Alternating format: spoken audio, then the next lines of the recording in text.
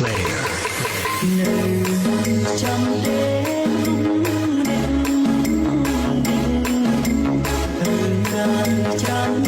លើគេប្រាប់ពីរឿងអូ